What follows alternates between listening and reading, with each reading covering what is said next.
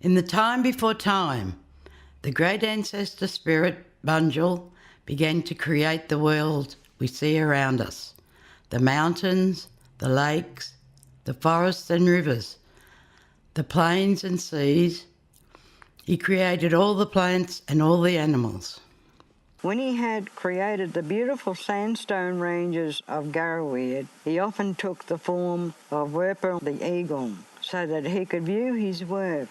He looked over the cliffs and the mountains. He listened to the sound of water dripping after rain and thundering over waterfalls. He watched the plants and animals grow, from moss and tiny blades of grass to tall, sturdy gums, from birds that flew to animals that burrowed. Bunjil had a special place near Garraweed. From there he could look out over the ranges with his two helpers, two Werrigan or dingoes.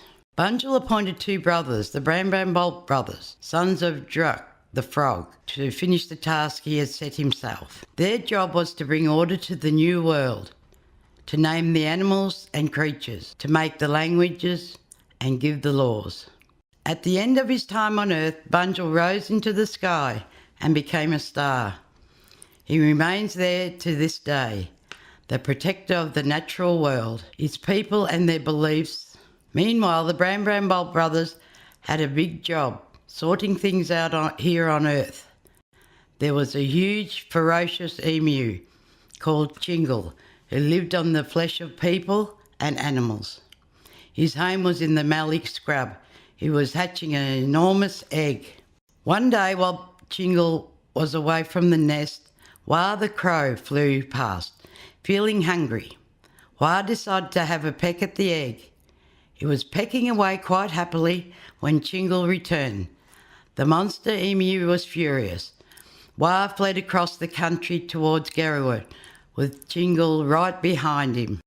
As he approached the ranges, Wah saw a crack in the mountains ahead. He flew into it, thinking he would be safe from Tchingal there. But Tchingal rushed at the mountain and struck it a mighty blow with his foot.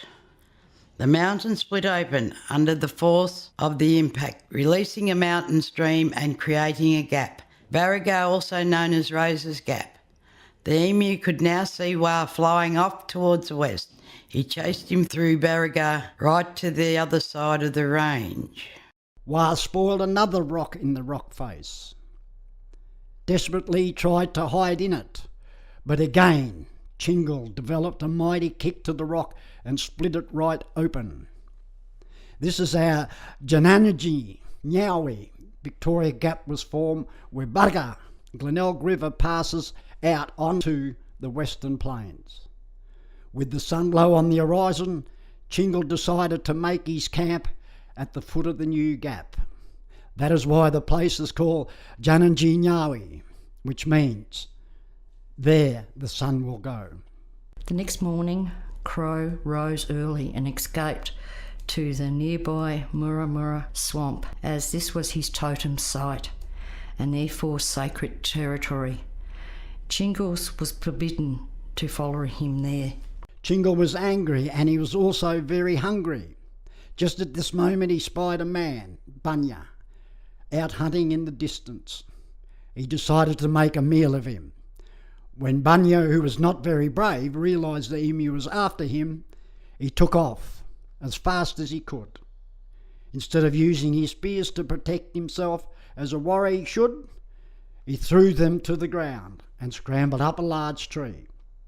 Tchingal, not being able to climb, decided to wait. He knew that Bunya would have to come down sometime. Meanwhile, Wah the crow flew north to where the Brambolt brothers were. He told them of his narrow escape and of Tchingal's ferociousness. Already angry at him for his wrong deeds, the two brothers decided to punish him. They came down to the mountains and saw what they thought was a bright shining star. It was Tchingal's eye, approaching the bird from a different direction. The brothers creeped up and threw their spears. One struck the emu in the chest, one in the rump, one in the neck. Tchingal raged and stormed at the brothers, but he was fatally wounded. He ran off towards the mountain plains, losing blood all the time. Soon he died, and the trail of blood he left behind him turned into the Wimmera River. Bram Bram Bolt now approached a tree where Bunya is hidden. They told him to come down. Bunya was too scared and called back, and he would stay there until they made sure Tchingal was dead. The older brother was angry at such cowardice. He waved his spear and caused Bunya to become a possum, telling him he'll always stay in the treetops and to hunt for his food only at night.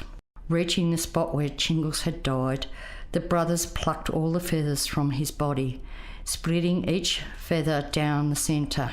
They threw one half to the left, the other to the right, making 2 piles of emu feathers, each the size of the present-day emu.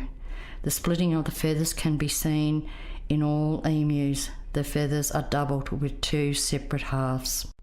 After feasting on Tchingal's flesh, all the people travelled to collect his egg. It was so big and heavy that no one could lift it until Bambabul the wattle bird come along. He was very strong and managed to carry the eggs to Horsham, where it was cooked and made into a great feast.